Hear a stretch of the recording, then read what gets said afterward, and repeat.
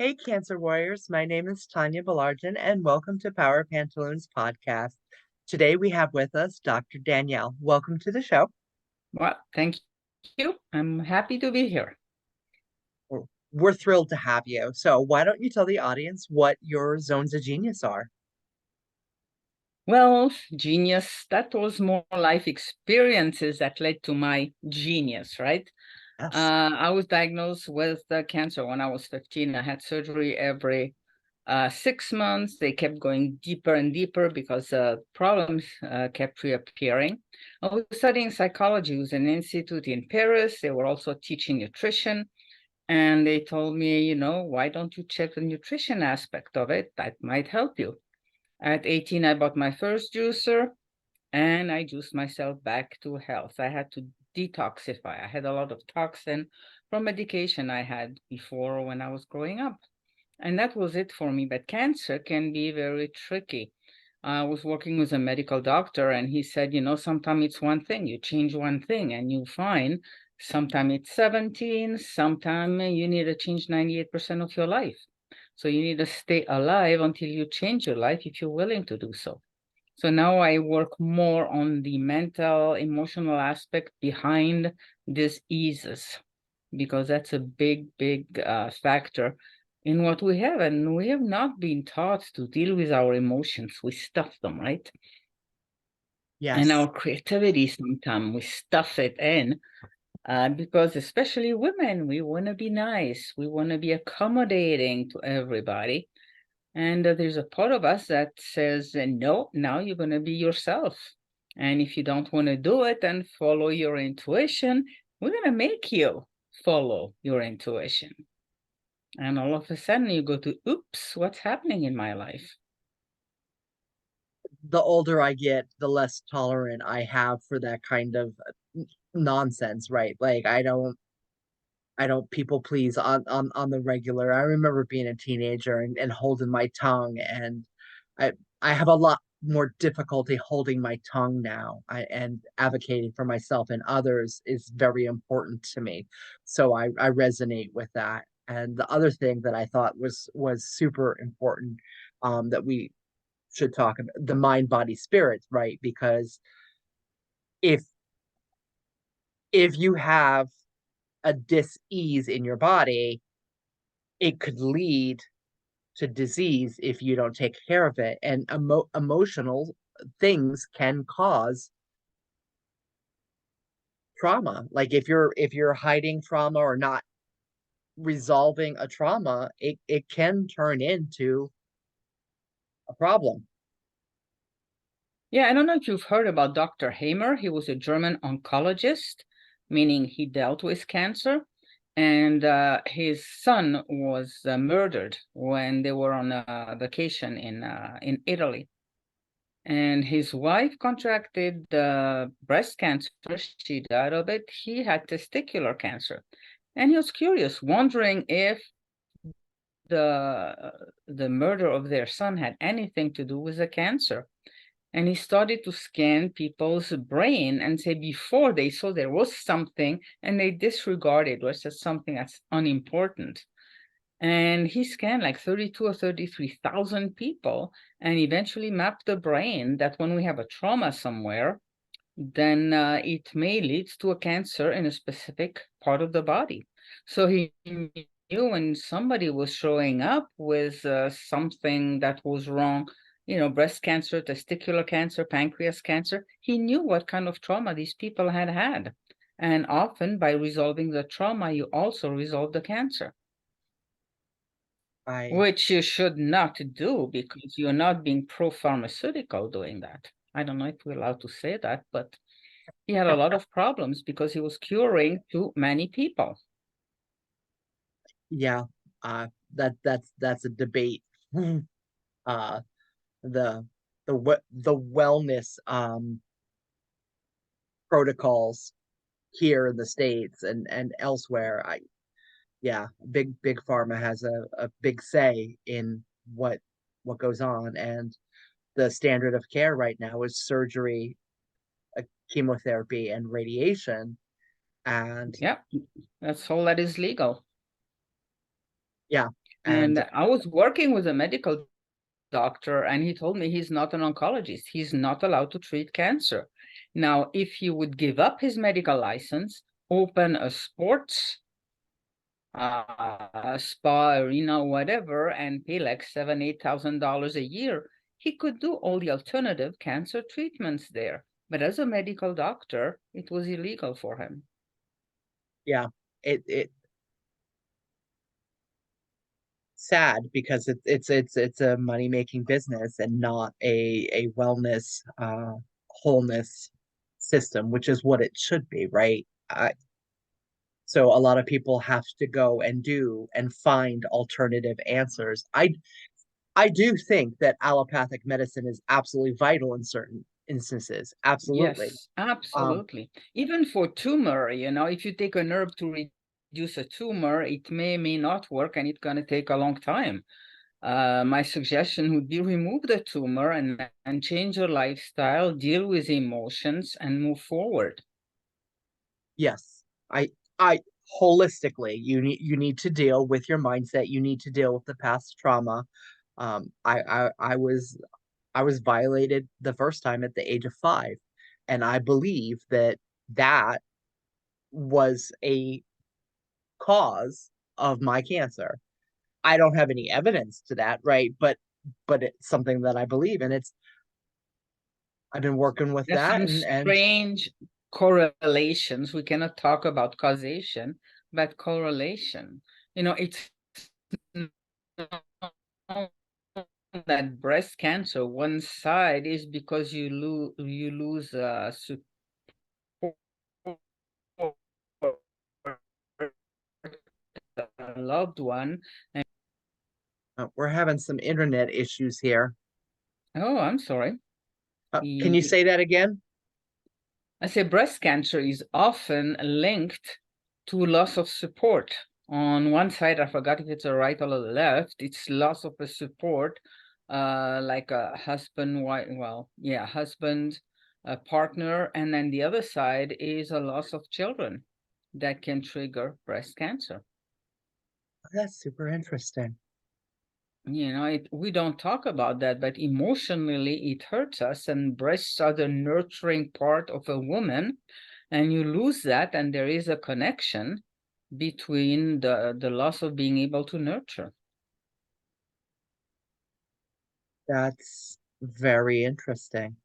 Um, I remember speaking with one survivor. She had throat cancer, and she told me that it's because she wouldn't speak up for herself. She Yep. literally lost her voice, and she worked through it, and now she advocates and she speaks up. And you know when you have conversations with survivors and they're like, well, I had this kind of cancer and I think it was because of this trauma.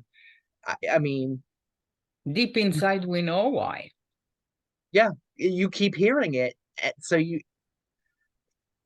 while there's not any scientific evidence, right, at this point that I'm aware of, if you keep hearing the same thing, there has to be some truth to it, right?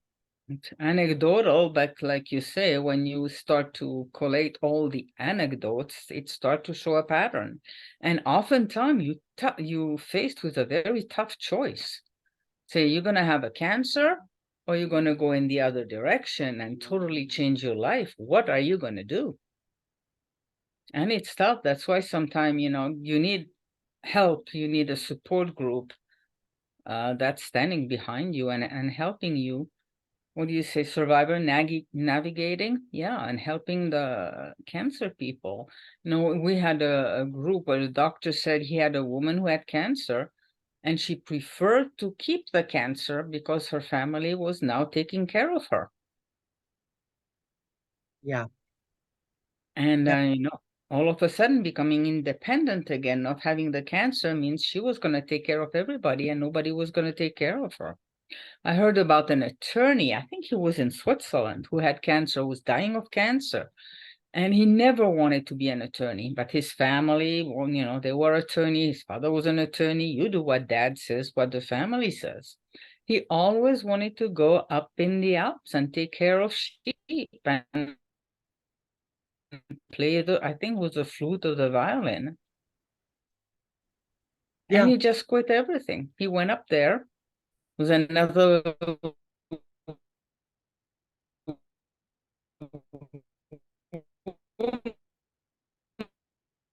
Oh, woman who had cancer was, only and another one. And she finally had a business doing cruises. And, cancer had no reason to exist any longer. So we need to talk about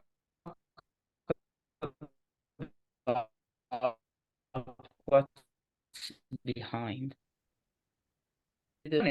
Not cancer, she had MS. It was very interesting because at night she could go, if she had to go to the bathroom, she could walk. And then during the day, she was in a wheelchair. So we started talking with the symptom, what's happening? And the symptoms, every symptom that we have is actually there to help us and to protect us. And we can dialogue with our symptom, asking them why they are there. And maybe they got a wrong impression about how to protect us. And we can change what they are doing. that's really interesting. I, That's not about cancer, but there was a guy who wanted to date. He wanted to have a relationship. And every time he met somebody for their first date, he would throw up. Of course, there was not a second date because, you don't do that on a first date, right? But they did some imagery, and basically the throwing up was to protect him because he had had a bad breakup that broke his heart. So in order to protect him from another breakup, well, that was not going to happen because it was only first dates.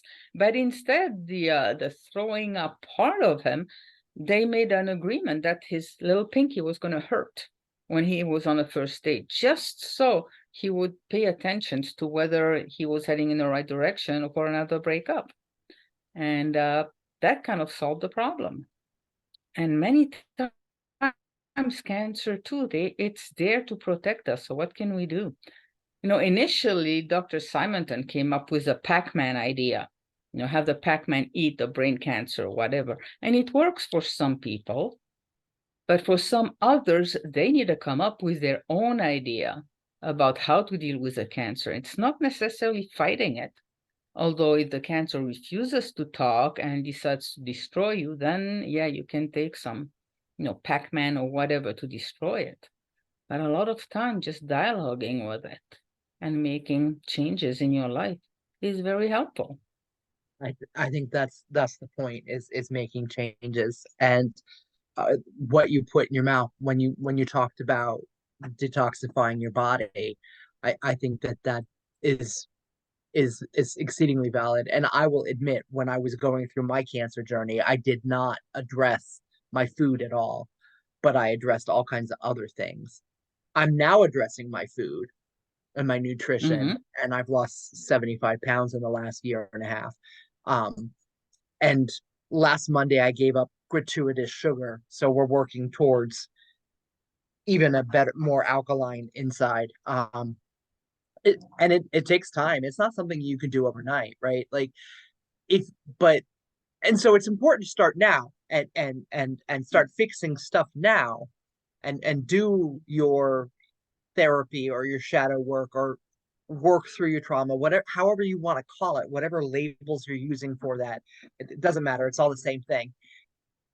But do the work now while you're well, right? So that you can not have to do it while you're sick as hell and you're nauseous and you're throwing up and you're exhausted because cancer is ravaging your body and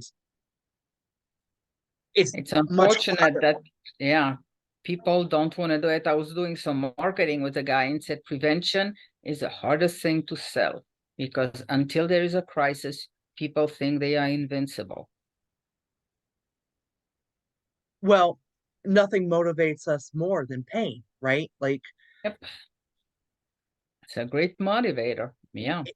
well, it is. And so I think that we would all be much better. Like, but I'm speaking from this side of cancer, right? It, previously to that, I mean, I dieted and but I didn't work on the mental stuff, not in the way I should have. I put tootsed around and danced around it, but didn't actually do any work because obviously, right? Um, so now that's part of what happens for me. So that's It's what a I feel about journey. that. And I think you need a balanced nutrition and a mental emotional aspect. When I started my practice, I was doing a lot with nutrition and lifestyle, and little by little, I were more on the mental. And now I'm kind of doing a comeback because food has gotten so bad. I'm reading a book that's called, I forgot the name of the book, but it's about mental illness and food and how eating good food changes things. I don't know if I talked about that last time. I don't think so. There was a kid that was so destructive in school, I and think he was, I think, 9 years old. I Did I think you talk about talked that? about I think you did It talk was about going, that a little. I don't yeah, I remember think the so. name of And the just book. changing his diet for 2 weeks. And It, no, I just got the book after talking about that. But that's a lady who was very sick, and she went from doctor to doctor, couldn't find anything until she found a holistic doctor that had changed her diet. And within weeks, a couple of weeks, she was feeling so much better. She was a probation officer, and she started to change the food that the people were having in prison, or even people, young adult that came and were supposed to go to the psychiatrist, and now before going to the psychiatrist, she was allowed to change their diet and see if the diet had anything to do. And they became model people, not needing psychiatry and not needing to be in jail because food has such a big impact. Look at what people yeah, eat now. It's all processed and very unhealthy. And I just bought some aero garden hydroponics, so I can grow some salads again and have my own greens that are fresh. So what you buy in the store has been cut so long ago, it has practically no nutrients in it. So I'll have some fresh organic food right from the yeah, house. yeah. And yeah, Colorado is not that great to have gardens outside. When I was in California, I had huge gardens, but there are way, and hydroponics is great because it takes very little room. You get some great greens. You can grow tomatoes and eggplants, and right in your home. And yeah, so it's getting important to find the right food as much as we can, because if you look around what's coming up, it's full of pesticide, herbicides, and now insects and worms. And how much Yeah. would you like to drink some cream that's made with worms? No, no, thank you. I'm not interested. Maggot cream. Oh, that sounds disgusting. Thank you. Yeah, and we don't digest that well. It's disgusting. So little by little, getting to have your own food is becoming important. Yes, and even when you're shopping healthy and doing shopping on the outside edges, there's Yes. still dangers, in the labeling. There's a lot of confusion with the labeling, and they do that on purpose. And now there's that appeal coating that they're putting on fruits and vegetables, which is Which is illegal in Europe. I mean, in Europe, they allow to put it like on avocados and mangoes, where you remove the peel. And here in the US, they can put it on everything. But thankfully, there are some stores that refuse to do it. So yes, yeah, it might be a little more expensive, but in the long run, it's much cheaper is cheaper because of your health. And the because problem of with your health, and eventually healthcare gonna take a toll on your finances too. well, you know, but that's poor tax, right? Like if you can't afford to spend a little more on the better food, you're gonna get sicker faster. And I think that's poor tax. Like if you can't afford to eat better, you can't afford to live better, you end up getting sicker younger. It's horrible. It's I, mm. So And that kid I was talking beans and rice, organic beans and rice, because the mom didn't have money. And even organic beans and rice, not that expensive. You can sprout your beans. And within 2 weeks, he was a changed kid. That's amazing. That's absolutely amazing. And in different places, I just moved to Denver, but there's a lot of community gardens. People are working together. People are coming together to have better health. So there is kind of a hope around changing how we eat. And I see. when I traveled to Nepal, I spent 3 months in Kathmandu. And people didn't need therapists because the fountain was having water just until 10 or 11 in the morning. You had the older women, the younger women, they were all doing their cleaning, their washing, and they were chatting. The older women were counseling the younger women, so they didn't have the emotional impact that we have, here. Now everybody's on their cell phone, nobody talks to anybody. And then you need a therapist. Well, that and the fact that, you know, previous generations, you had, 3 or 4 generations living in a household. And then now we have individual families, like smaller family units living together. It always goes back to that it takes a village to raise a child. Well, or I say a village to raise a Tonya, right? Because you need your support network, and you're absolutely right. Like having the the people that you can talk to, the elders that you can talk to about the things that are worrying on you. The community aspect of it, we're lacking in community with as much technology as we have, and we can reach everybody, but we're not, because as you said, everybody is on their phone talking memes and other stuff, which is not communication. It's just entertainment. And it's a fast Yeah, entertainment. even living, in a family unit, everybody's in their room with their own TV or with their own phone, and there's not much communication any longer. People don't know how to talk to each other, let alone share feelings and what bothers them. Yeah. And then, the older people, we put them in a home or discard them, although they have a lot of wisdom. Yes. Yeah. Things have changed an Yeah, awful we lot. need yes, things have changed, and some things have changed for the better. We need to take the best of both worlds and rebuild a world that considers our human needs. Yes. We um need love, we need attention, yeah, we need connection. I find it, like, there are studies So on there are studies on work, like a 35 hour work week, and you look at countries that have like a 2 hour lunch during the day, and then there are countries that are doing 4 day work weeks, and vacation time, mandatory vacation time. Like it's mandatory that you have to take your vacation time.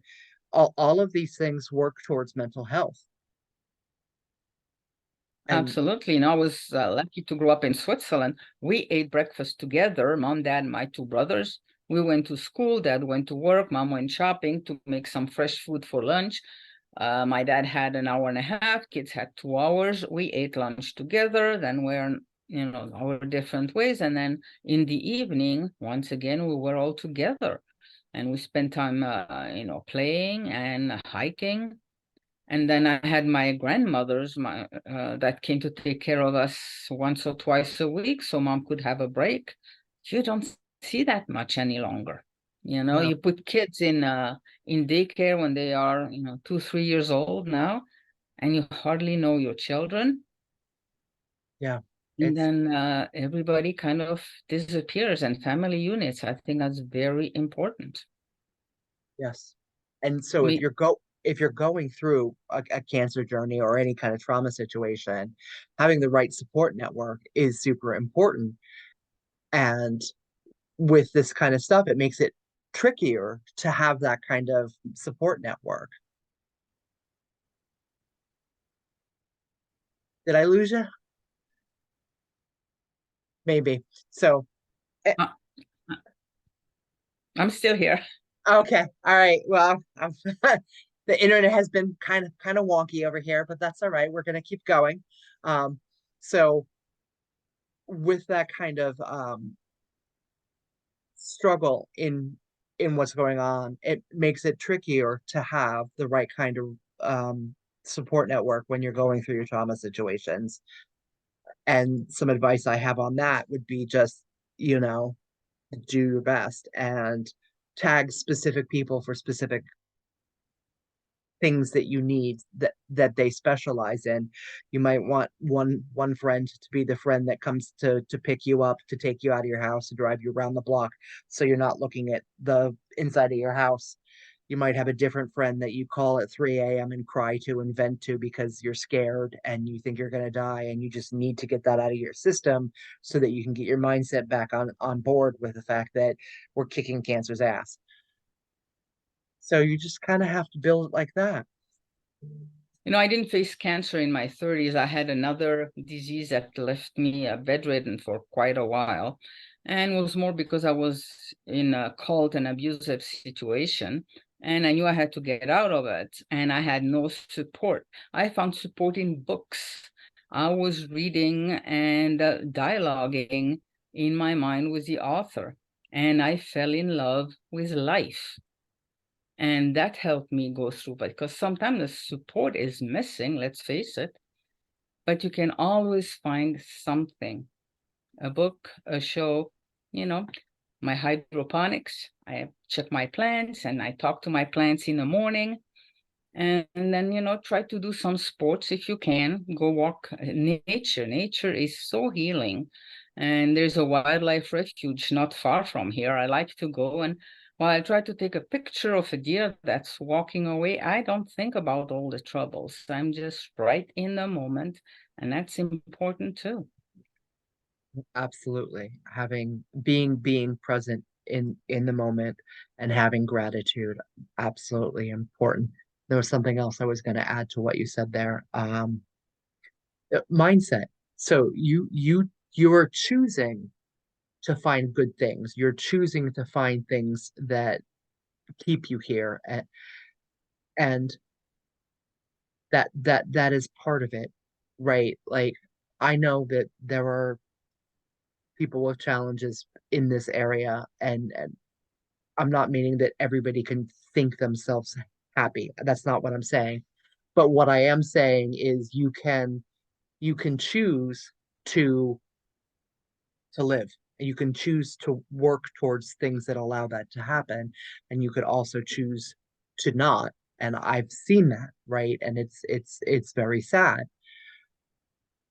But the quote, uh, whether you think you can or you think you can't, you're right, is very apt. If you decide you're going to do something, your mind is incredible.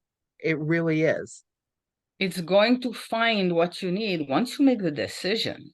And just, what you are doing is having people who have survived. Listen to that much more than to the doctor that gives you a prognostic, then, you have 2 weeks to live. Listen to the people who've made it, and Yes, listen to that, and listen to that. yes. And for me, every day it was visualizing that I was putting on Wonder Woman's underwear because Wonder Woman doesn't die.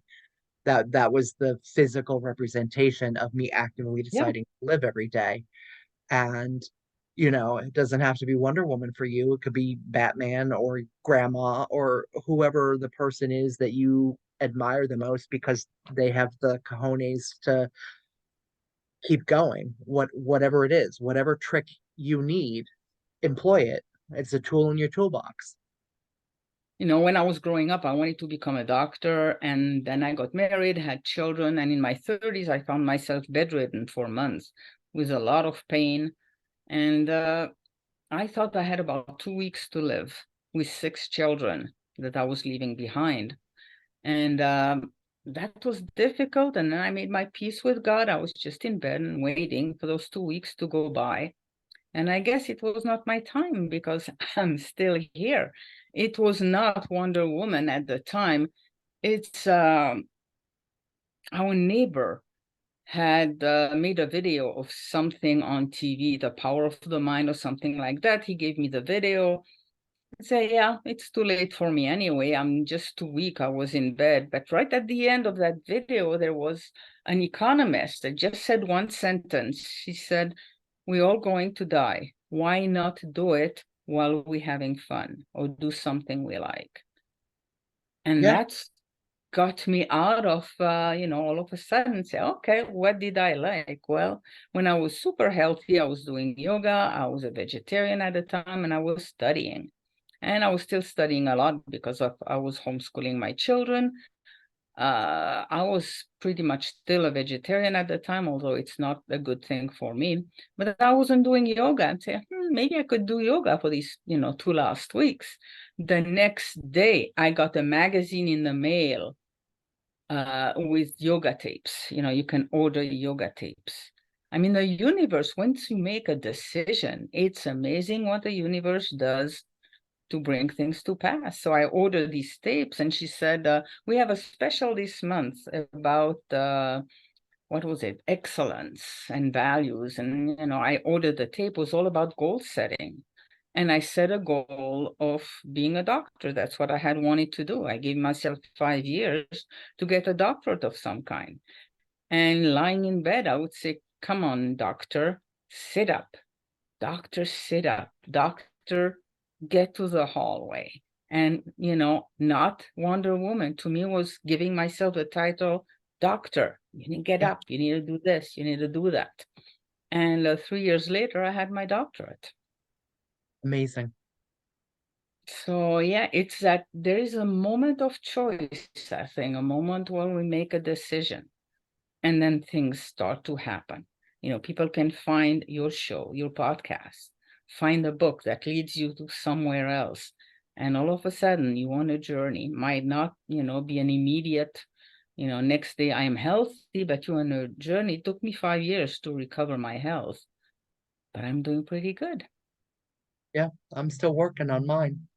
I think it's an everyday thing for I me. think we'll work until we are, 6 foot underground. In 2018, I injured my knee and I had a doctor wanting to do a knee replacement. Say, well, wait a minute, I'm going to do something else before.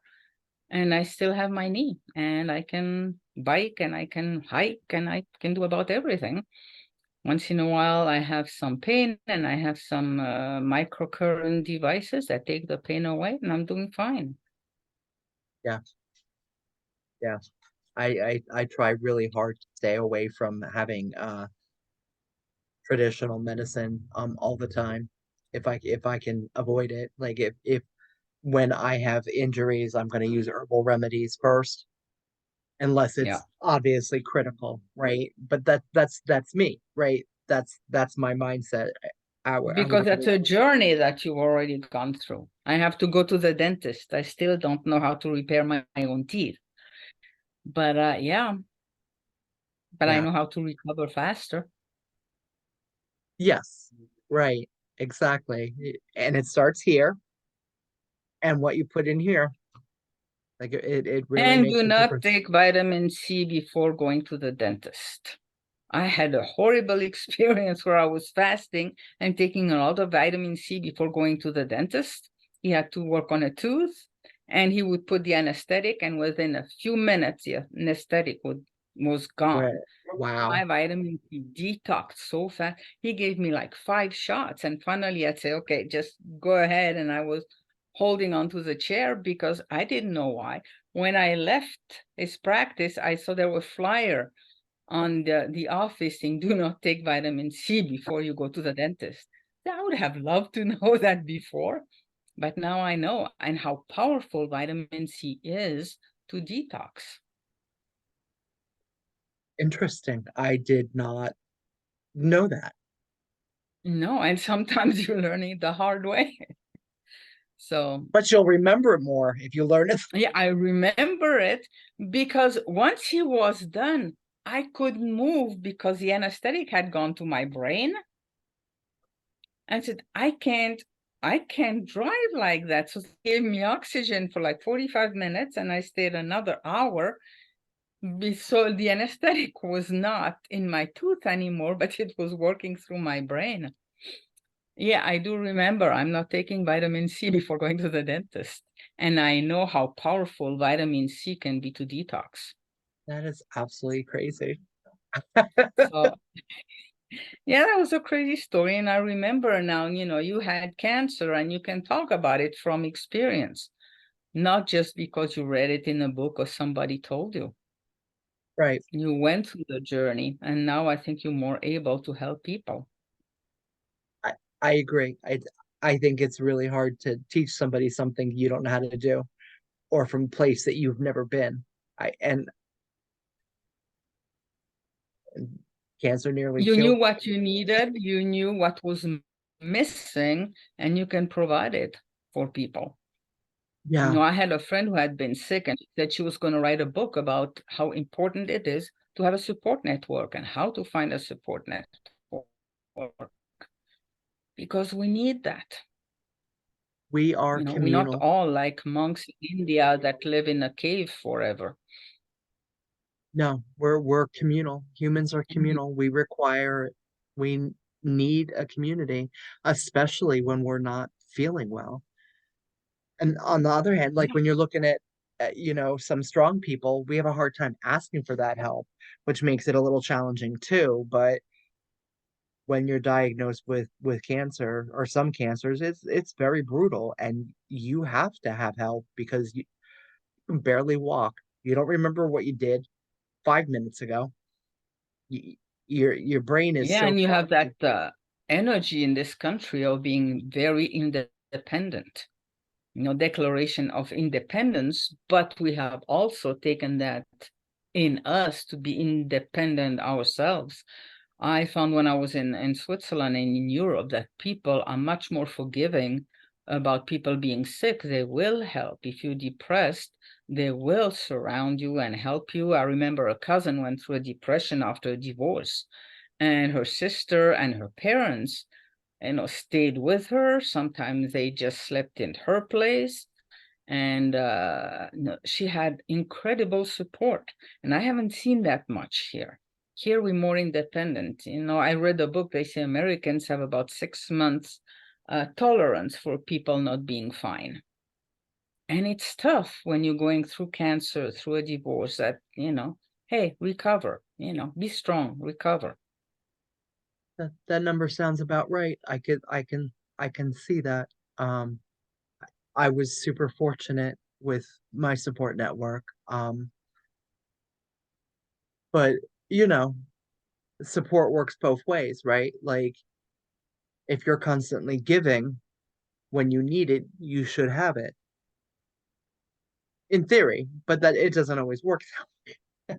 No, it does not always work that way. That's true. No, but So we have to be strong and be vulnerable at the same time and and sometimes find the that's right difficult. people. Yeah, Yeah. absolutely. Absolutely. Find the right people to be vulnerable with so you don't get hurt anymore. Correct. All right. So, any other words of wisdom you want to impart? It's a journey. I don't remember where I read that. I read that a few days ago. People set goals, and we are all into goal setting now because it's, New Year's Eve goal or whatever. They said, if you go to a concert, what would a concert be if you go just for the final note? You go for the journey, you go for the whole concert. And I love that metaphor about life is a journey. We have a goal and another one. There is ups and there is down, and ups and downs. Yep. And it makes music interesting. And, maybe it makes life interesting if you take it on the right side. Yes, absolutely. How can my audience find you? Oh, I'm in the process of putting 3 websites together. So what I had before is going to disappear. It's going to be HHA usa.com. It stands for Holistic Health Academy of America.